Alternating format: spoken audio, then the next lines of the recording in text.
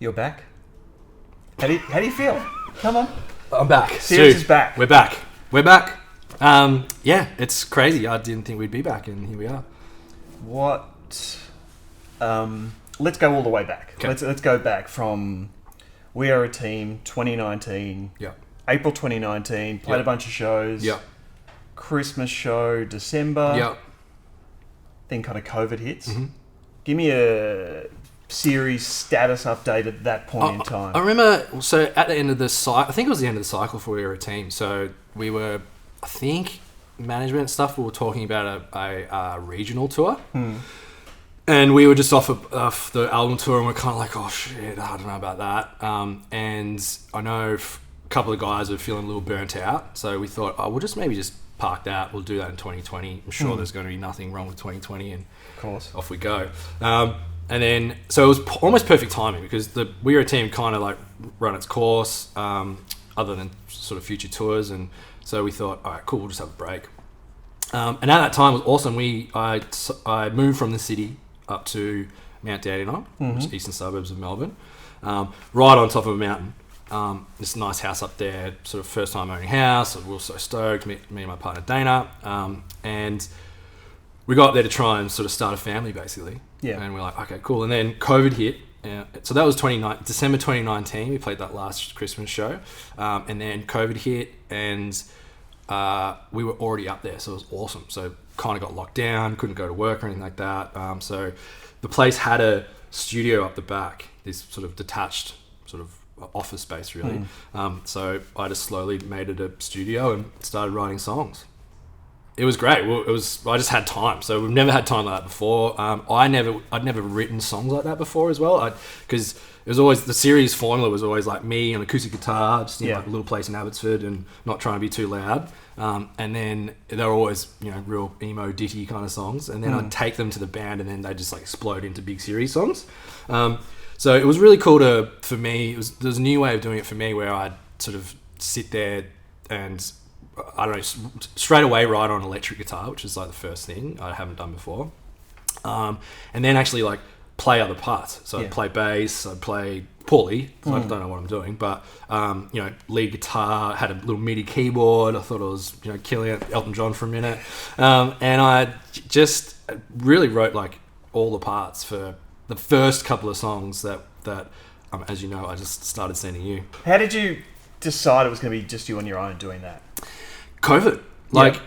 Literally, I just couldn't go see people. We couldn't do anything. I mean, maybe if I was less like egotistical, we could have set up a postal service type vibe where, because everyone's in the same position, so everyone's basically got studios. Like if you got a laptop, you got a studio, I guess. So, but was everyone in the band at that time, or was when did Grant leave? Well, yeah, GY. I can't remember when that was. No, that was later. Okay, that was GY was. Poor dude. He came up. It was when I think we could travel, and he came up to the mountain. I don't know. I can't remember when. Like end of 2020 sometime. Sure. Yeah. He came up to the mountain, and I'm like, gee, wait, play. Can you? He came up to the mountain to tell me he's not in the band anymore. Totally understandable. Like we were hiatus, not doing anything. I was off on this like egotistical songwriting journey, and he's just like, perfect time to sort of just call time. It was a sick time, and he's like, I'll come up for a beer and stuff like that. I'm like, yeah, sick, come up. And we get up there, and I'm like forcing him to play bass on a new song of ours. I'm like, gee, well, perfect. Can you play bass on this song? Like, bring your bass. And he's like, such a nice dude. He's like, oh yeah, okay. So he's sitting there. We laugh about it often. He's sitting there like playing bass. And I'm like, yeah, just play it better. And this is the song. So he's like, yeah, okay. And he's playing bass, but you can see the fire on his brow, and he's like, he's trying to quit the band, but he's while simultaneously laying down a bass lick on a new series song. So we did that, and then we sat around the fire and had a beer, and he's like, Tom, I'm done with it. And I said, okay, we'll see.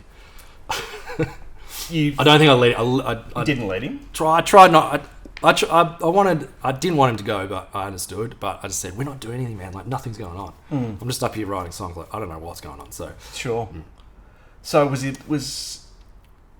if Grant had quit the band was done? Fully, yes. Well, totally, yeah. But we just didn't know. Like we didn't know what COVID was going to do. And so I kind of felt comfortable going, yeah, 100%. Okay, quit the band.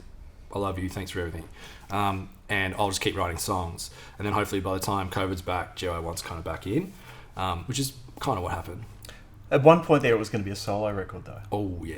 Yeah. Well, talk about that. Because I was writing these songs, and because I was writing all the parts, it was like such a departure of how we used to do Ceres stuff.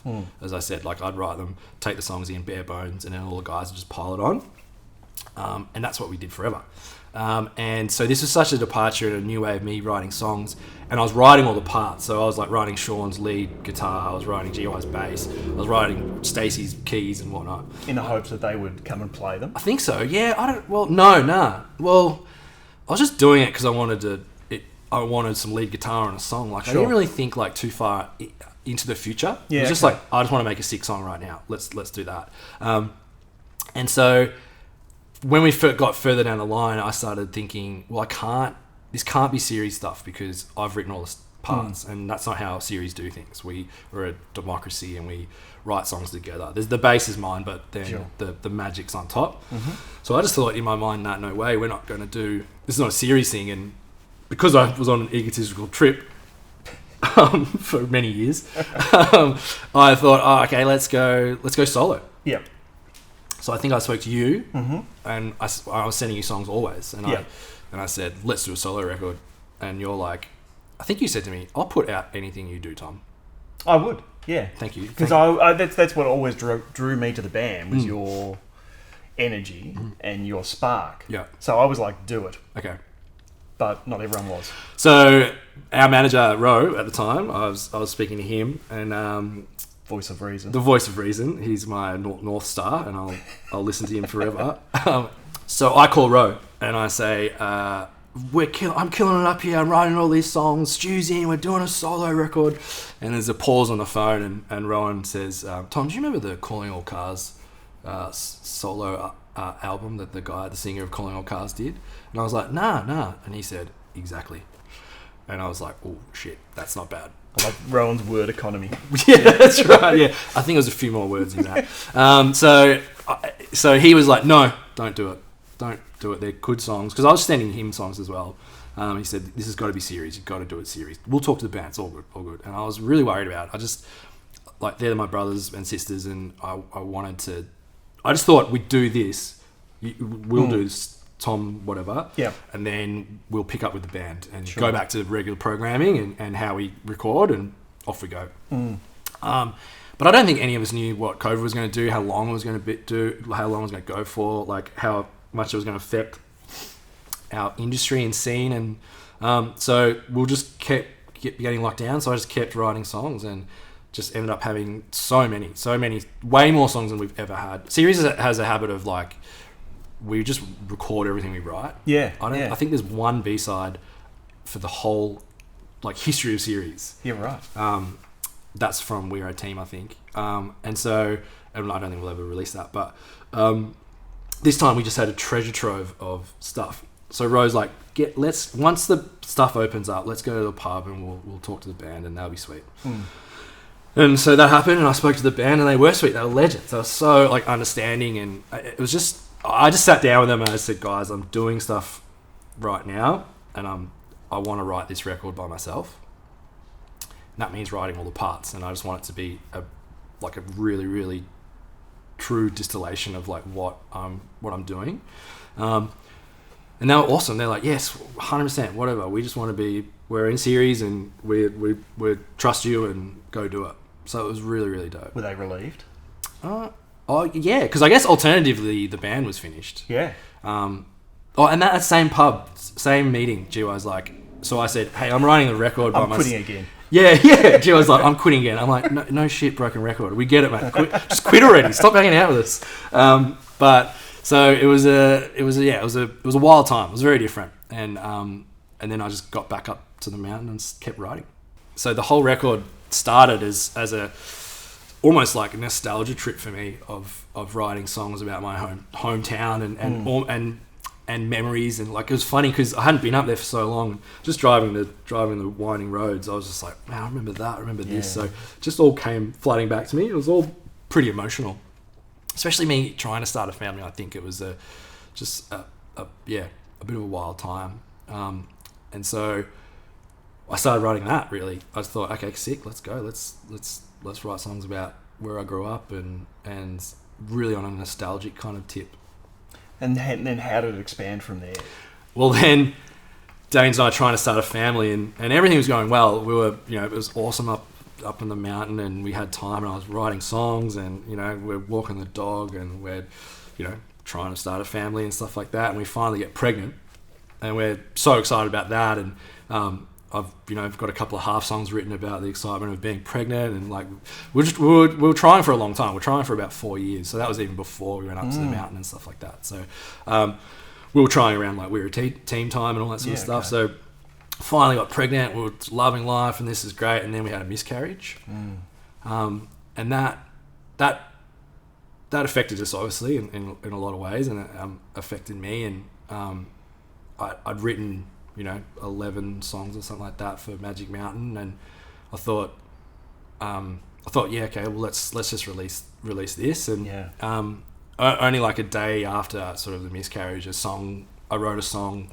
called Holly Hill, which is actually called Holly Hill Store, established 1922 or something. I don't know, just some verbose song title now, but it was originally just called Holly Hill, and that's about the miscarriage specifically. But Holly Hill was a place on the mountain that meant a lot to me and my family, because when my dad died, this is getting really grim, sorry. Turn it around. Yeah. We'll do some quick-fire jokes at the end.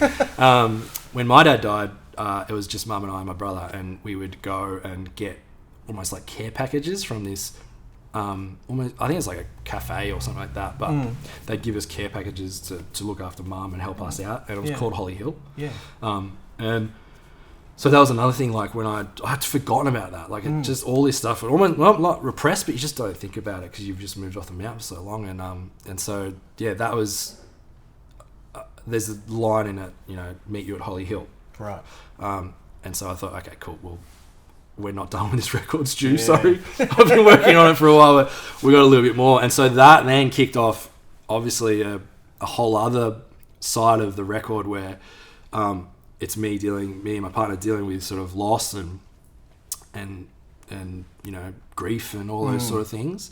And I wrote another, I don't know, 10 songs or something like that. How does Dana feel about all this? Because when you first sent me the record, all the demos in order, I remember going, are you sure? Yes, you did. I remember you said to me, you sent me a message saying, this is pretty raw, Tom. Yeah. And I'm like, yeah. And then you said, like, are you sure about this? And I said, what's the point if it doesn't mean anything? Yeah. So is that how you explained it to Dana? I don't think she's listened to it. Yeah. No, she's amazing. I don't know. I think she's, poor thing, I do feel bad. It's like I've really like dragged her into she's sort of canon for the story now a little bit. And I don't know, for better or worse, I think she's just happy I'm doing something that I love, I guess. Keeping you out of the house. Keeping me out of the house. Yeah, keeping me busy. Yeah. Yeah, I don't know. I really should talk to her about it. It's just such like an ingrained thing in me that like I'm a bit like blinkered. Like I'm like, of course I'm writing about stuff that actually happens in my life, and I have to be honest. Yeah. Like, that's what I said to you. Like I can't release something that doesn't matter. Like I mean, that doesn't mean anything. So that's why I guess even at the end of We Are a Team, I was sort of struggling. Like, why? What's the next Ceres record? Like, why would there be one? Why do we need one of those? I didn't think we'd get one. Me either, to be honest. Yeah. And I think I need life events to happen. Obviously, I guess, if you want to write about something. But, so first half was nostalgia. Yeah. And melancholy and this weird feeling. It's strange feelings of sort of pinned down. And then second half is obviously a miscarriage record, which is fun for the kids to listen to.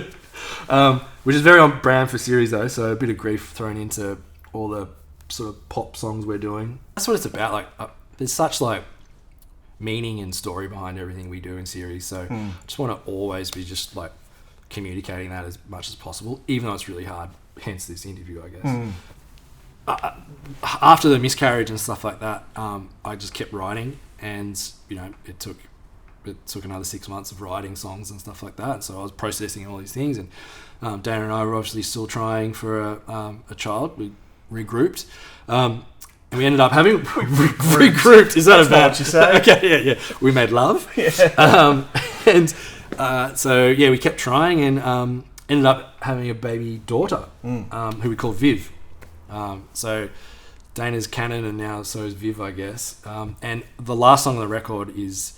So the record, the sad part of the record is this sort of like slow climb out of like the depths, I guess, of grief into finally the last song on the record's called Viv. And it's a little acoustic song that I wrote for her, which is just in our living room recorded on my phone.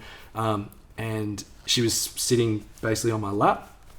And so you can hear her laughing and stuff as I'm playing. Amazing. And the last part of the song is you hear a guitar string getting pulled, and that's Viv pulling the string. So we just thought that is like such a nice way to finish the record. So it's kind of like climbing a mountain. We got to the top and we got out of there in the end. So it's a beautiful way to go out. Yeah, it was great. It was sick. It's gonna be great when she gets to hear it. Yeah, I know.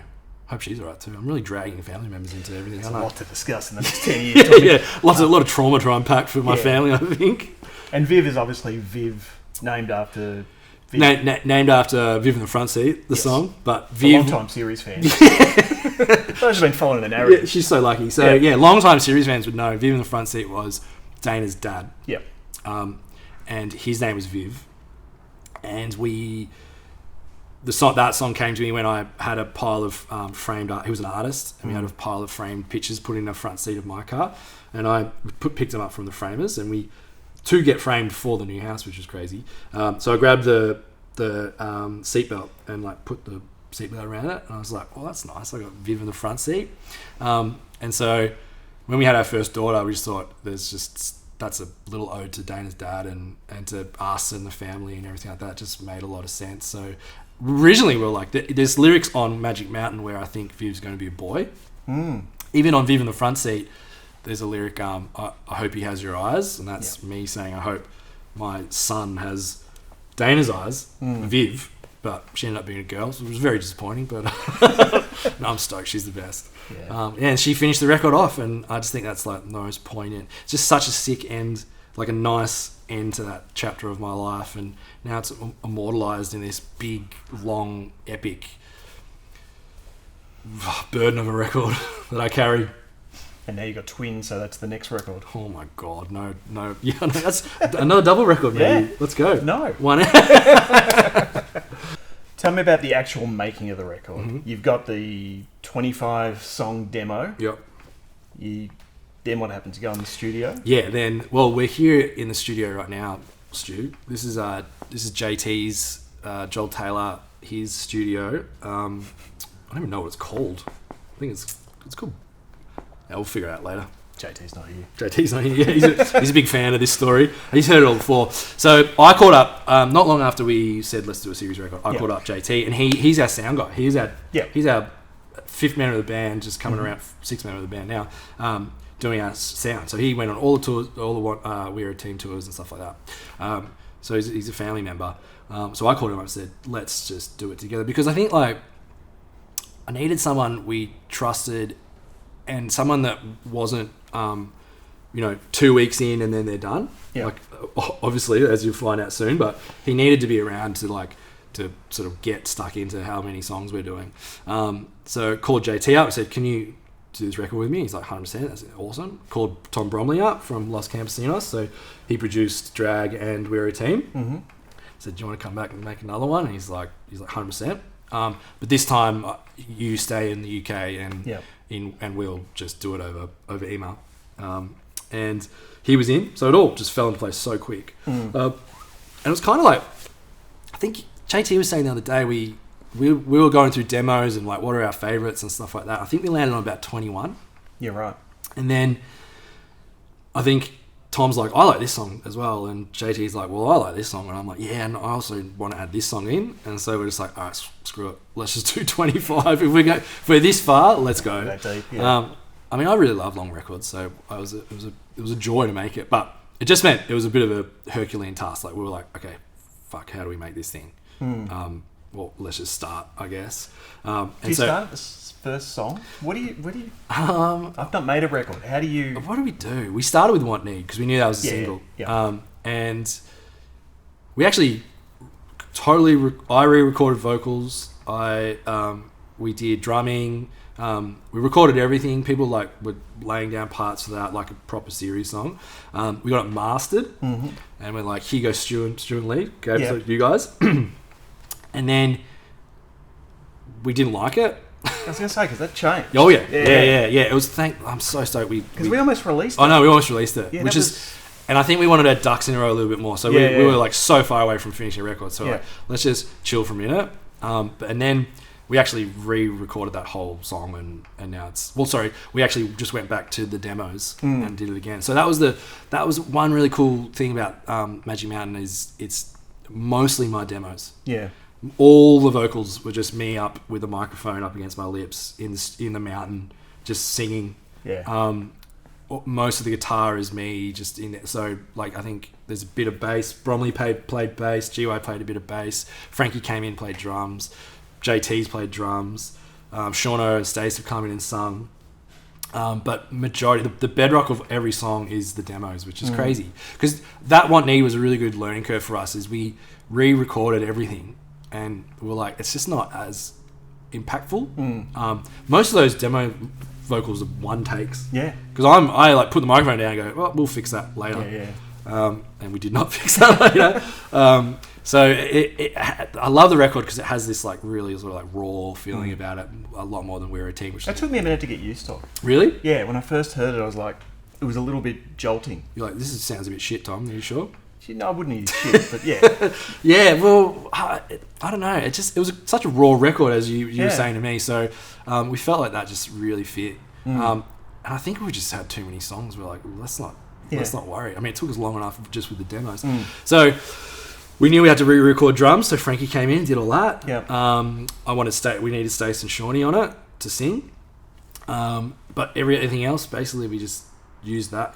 So the process was I sent it all to Bromley, and he would lay out a whole bunch of stuff on top of it, which is what he's done ever since, and we need that. He's how many members in his band? He's the 7th member.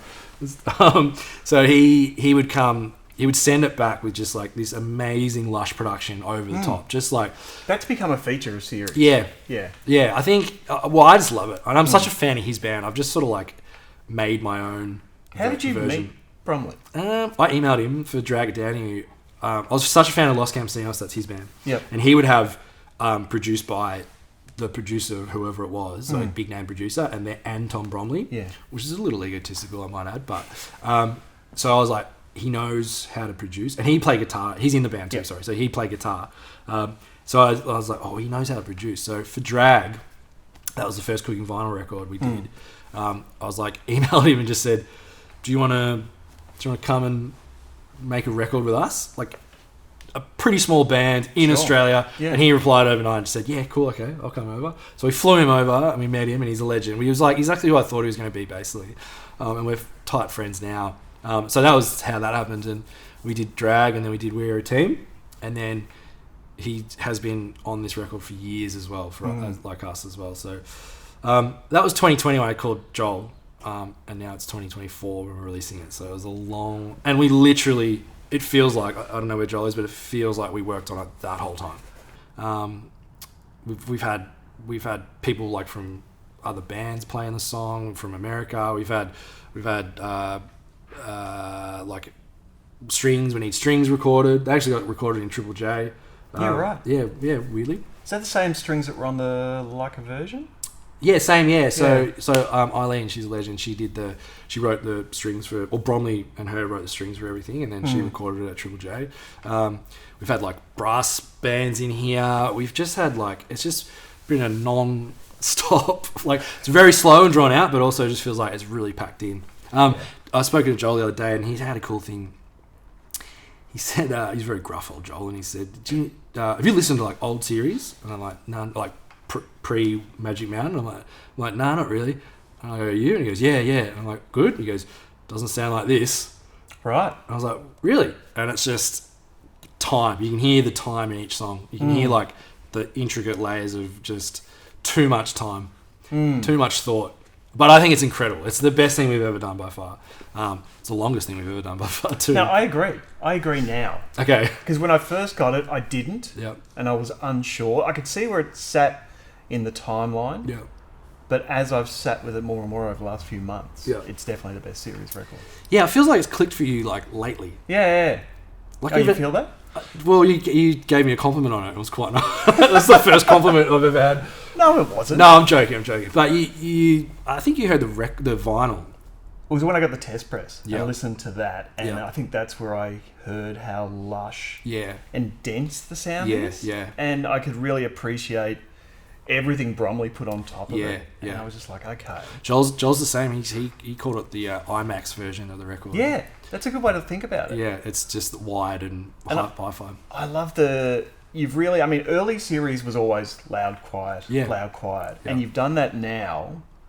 You're still doing that, but it feels like you've really mastered the technique and using Bromley's kind of twiddly sounds in the background to emphasise that. Yeah, sick. Awesome. Yeah. I don't know. I think hopefully you just are getting better at writing songs, I guess. Yeah, like that. And going back to my big egotistical brain, it's truly like my brain out on a record this time. Ceres was like a lot more of a democracy before, and everyone was writing their own parts and stuff like that. So this is like, if anyone ever wanted to like read my mind for the last 4 years, then that's this record for sure. Are you emotionally drained now? I fucking hate it. Yeah. No, I'm a fan. I love it. I'm just proud of it. I mean, it's crazy now. We're starting the cycle of this record, and I feel like we're just trying to finish it. I'm just trying to get away from it. And now, but number one, I still can't believe no one's heard it. It's crazy. Like, and people will hear it, but. Well, let's talk about that. Let's talk about the fact that we're surprising people with this record. Yes. How does that feel? Sick. We don't say... Worst thing a band can do is say something when they don't have anything to say. Yeah. And so our band is always just like, we don't have anything to say, so we're not talking about it. We never said we broke up. GY tried to break up a couple of times, but he's back in the band now, which is great. That's how long, like, GY broke up. GY was out of the band, and now he's rejoined, and no one even knows. It's crazy. So good. So when we had that opportunity to realize we can come back just with a fully fledged 25-song record, with videos and tours and everything sorted, I just think that's, I don't know. I think fans of ours like deserve it as well. They've stuck around and they're still listening to us and they're still talking about us, and I just think that's so important that we come through with. If this is like a full stop on the band, who knows? I'm not saying that, but it's just cool to come back and just say, here we are, this is us, let's go again. You're not on social media personally. No. But have you noticed people discovering the band in the last 4 years? Definitely, yeah. Well, just people talking about the band still, which blows my mind. I think like we get told we're lucky, our band, because our fans, a lot of bands don't have fans like ours. No. I've been told. No. And that's so cool. Because like I was talking about the connection with lyrics and stuff like that, that's like an important thing that they really care about the band. Once you get a fan, you get a super fan. Yeah. Series fan. Yeah, sick. People have rusted on straight away. Yeah, and I love that. We are kind of an all or nothing band. Yeah, totally. Yeah, and you have to really think about our band. I think we're kind of a little cerebral and annoying, and we're just like not... I don't think we make it easy on our listeners, especially now because we've been away for 4 years, and now we're just going to drop 25 songs on them, and it's like, good luck with that. JT and I used to talk about, if you take the record and make a playlist of your favourite 10 songs, and you've got a great... You can make your own series record. It's a ripping record. Yeah, that's right. We should have released that one, hey? So now we have an opportunity to come back and surprise and hopefully delight. How excited are you about playing shows again? Stoked. I don't know. I have, like, it's been... it's almost like an alternate universe series playing shows. Like, I cannot even remember how to do it. I was talking about this with GY yesterday. That Slowly show last year, when you jumped on stage. Yeah. How did that feel to be playing it on the stage? And then when you walked out afterwards, people were genuinely stoked. That was really dope. That was sick. That was amazing. I mean, I was like Ben was kind of twisting my arm, and I was like, I don't know if I want to do this thing. And then I was like, absolutely loving it up there, just having the time of my life.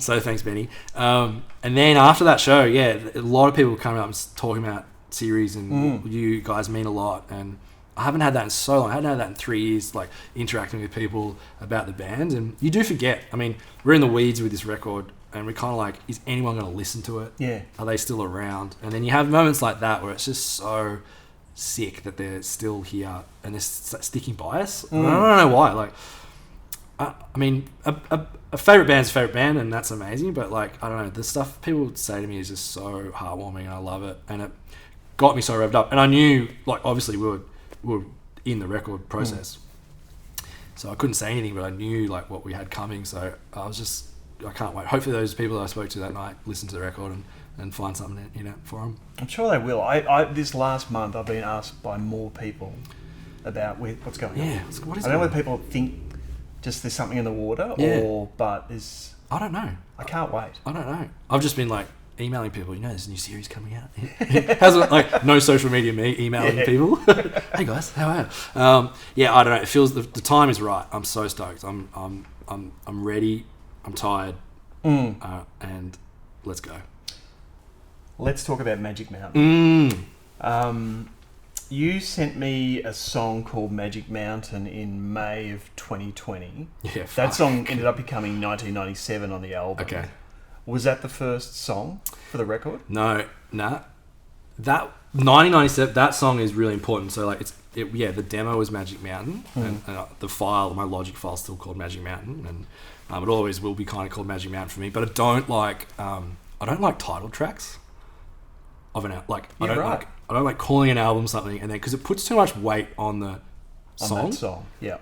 It's really important for the record, and it's kind of like, to me, it's like the opener of the record. But so I was like, okay, we're not calling it Magic Mountain. But I wrote that song, and there's a lyric in there. There's a fire on top of Magic Mountain, and I was like, oh shit, like something's going on there. That's amazing. Not amazing, but that feels good to me, and that feels like something that we could really hinge a record around.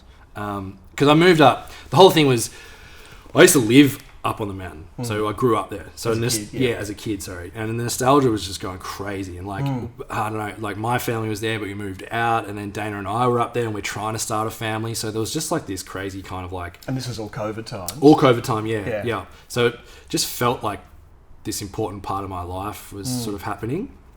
And so I wrote Magic Mountain and sent it to you. I'm just like, oh, I'm excited, and then we later changed it to 1997, because that was about 97 is about the fires. So in 1997 there was fires up there. So this is when I was a kid up there, living up there, and we got evacuated, and it was all really scary. And we were my brother and I were by ourselves, and we got evacuated with a neighbour, and we got sort of taken down this hill. And I remember the fire trucks coming up the other way, and someone saying it's coming up around Magic Mountain, and that was kind of like a colloquial name for this hill on the mountain, Magic Mountain. And it's so funny, like I don't think I'd ever thought about that until I got back up to the mountain, and that came out of me when I was writing that song. I was like, oh shit, like I haven't thought about that for 20 years.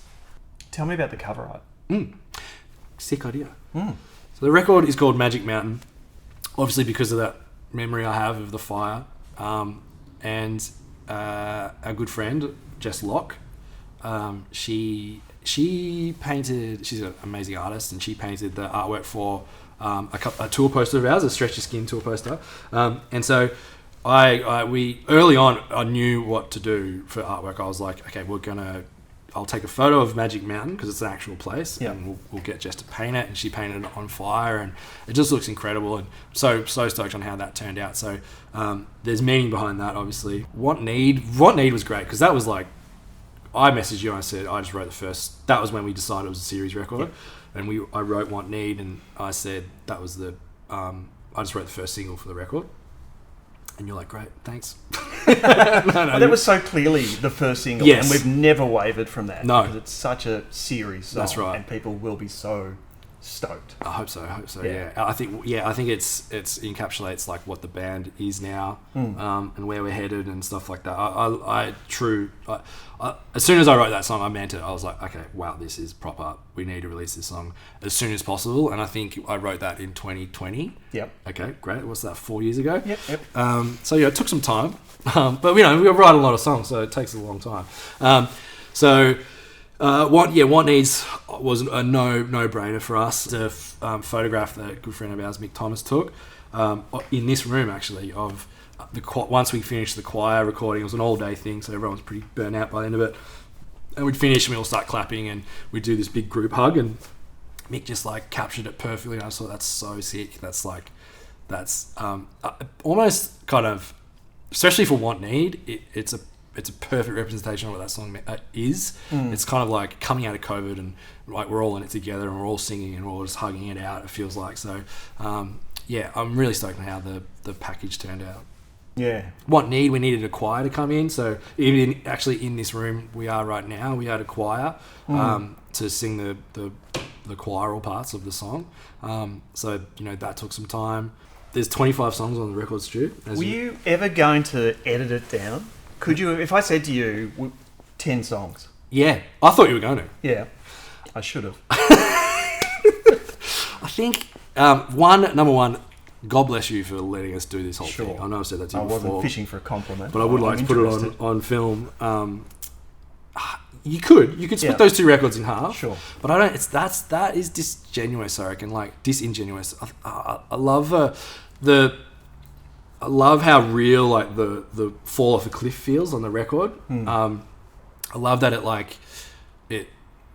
it has these two sides, but I don't want them to be two records. Yeah. Like 100%, we could have released like first LP this time and then a second LP in a year's time. We could have extended out all the content we could have had. Like, it would have made complete business sense. But we're not about that, Stu, are we? No, I've noticed that. You are. Well, I'm not. I just think as a piece, it's so cool. I love comedy. Like, comedy is incredible, where you can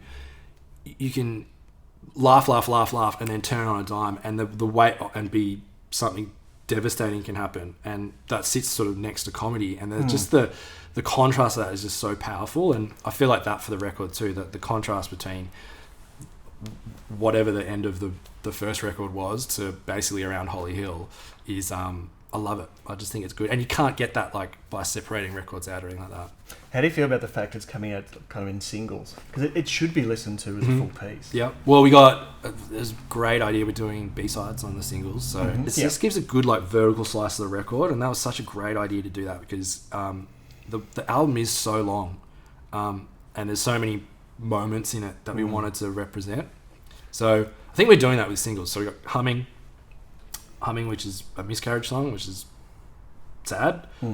Sided with Maxi, which is a nostalgic song, which is kind of up and about. Yep. And then we got Britney Spears, which is a nostalgic song, sided with this is accidental too. We didn't even really. And then In the Valley, which is a miscarriage song. I don't know how to call them anything else, but the miscarriage side of the record, fuck, it's grim, isn't it? It is, but it's such a wonderful journey. Like, it's just really enjoyable to get through and rewarding in that way. Okay. Not at all laborious by the end of it. No, I don't think so. I think if you can spend some time with it, and I do enjoy how the lyrics are. It's not obvious, but there's a lot to unpack in it. Yeah.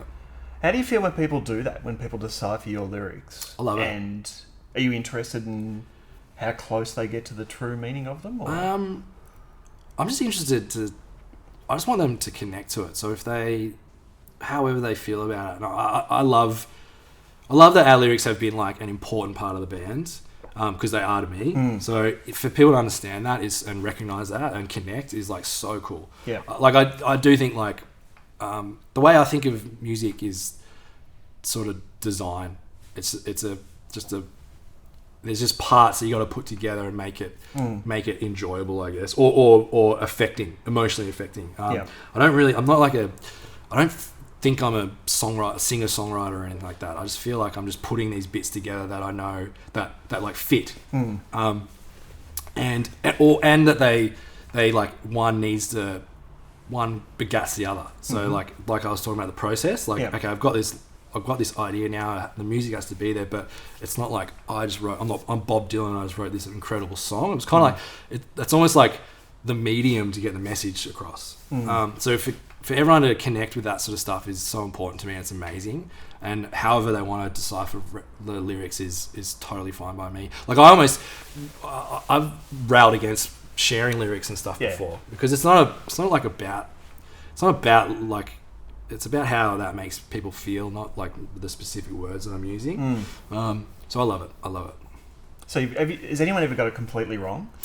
And you've corrected them, or you just let them go? I think I heard someone was talking about Viv in the front seat maybe, and they were saying, someone was telling me that someone was at a party and there was some guy was talking to another guy or something like that, and he stood there the whole time while this other person explained what Viv in the front seat was about, but it was like completely wrong, and he just like a 2 a.m. conversation. Yeah. I think they're having a good time. I don't know. I don't really mind. However, if it helps someone and that's what they think it is, then that's awesome. Yeah. Yeah. So how does a song start? Is it a lyric? Is it a? That's a good question. I think it's mostly the voice. The notes app is like I'll be out and I think of a lyric and I'm like, oh shit, write that down. Yeah. And that's really all it takes is one lyric, one line, and I'm like, that's what that song's about. That's awesome. Okay. And when you have a lyric, do you have a melody or anything in your head as well? It's just a line, just a lyric. Yeah. So the song either starts from that way, lyric first, and it's only ever really one line, or even like sometimes I even have the name of the song. Yeah. Okay. Probably like 91. No, I think 91 came later. There's songs on this record where I'm like, that means, this place means something to me, and I'm pretty sure that's going to be a song title, and then the song just sort of like comes out that way, or it's me just screwing around on the guitar, either acoustically on a voice memo, or then back in Logic in the studio, and then the lyrics come that way as well. So it's either way. But I don't know. I never feel like, it's really weird. Like I never feel in control of like songwriting. I never. What do you mean? Well, I never I don't know. I don't feel like I know how to do it, or why it starts, or like I could sit down and, because I became kind of like it was my full-time job. Because we were locked down, no one was going to. I work in the city, so no one was going in there. So I just had time. So you get up in the morning. I'd get up in the morning, cup of tea, walk the dog, and then go up and start writing. Yeah. And that's why we have so many songs and stuff. But and I really love that kind of way of doing it. But I never knew like how to really start. I'll just be bling. Oh, that's kind of cool, and off you go. So, but I definitely feel like songwriting in general is something I don't have a grasp on. Like it starts and then it can like run away from me, and it almost like the song starts off, I like it, and then by the end of it, it's like I don't like that song, and then I just throw it out. I don't really like work on songs. So you'll never take another piece and try and Frankenstein it together? Nah.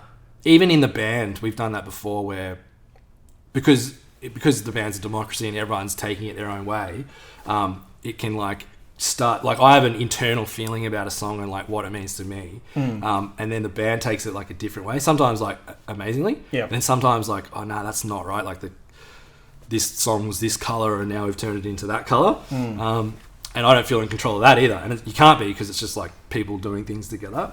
More often than not, it goes great, and those are the songs, or I just try and like bend it back around, but the old way of doing it was way more of a democracy. When do you know the song is done, and how do you know if you've done too much? Definitely always do too much. The songs are almost unlistenable for the shit that's going on. It sounds like 85 radios on at the same time.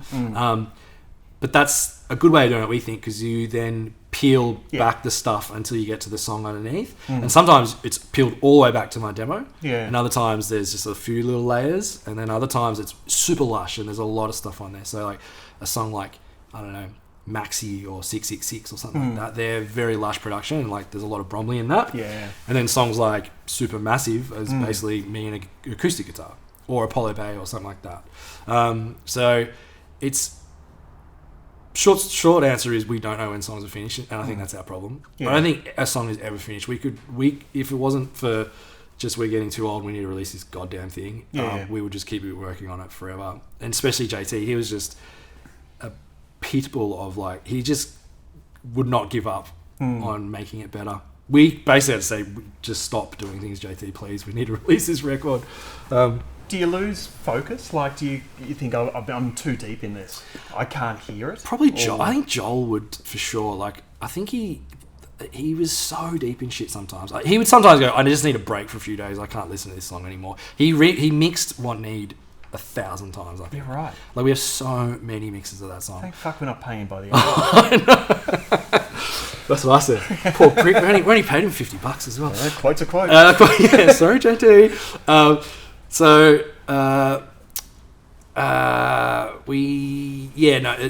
A song is never finished. You just got to pull it off. You just got to say, we're done. We're done. Here, this is it. Yep. Send it. That's the master. So that was. We started working on it in 2020, and here we are in 2024, and that is just outrageous to think that we've been working on something so long. Maybe a solo record next. Let's see. Let's see how this one goes. Okay. Love you, mate. Love you.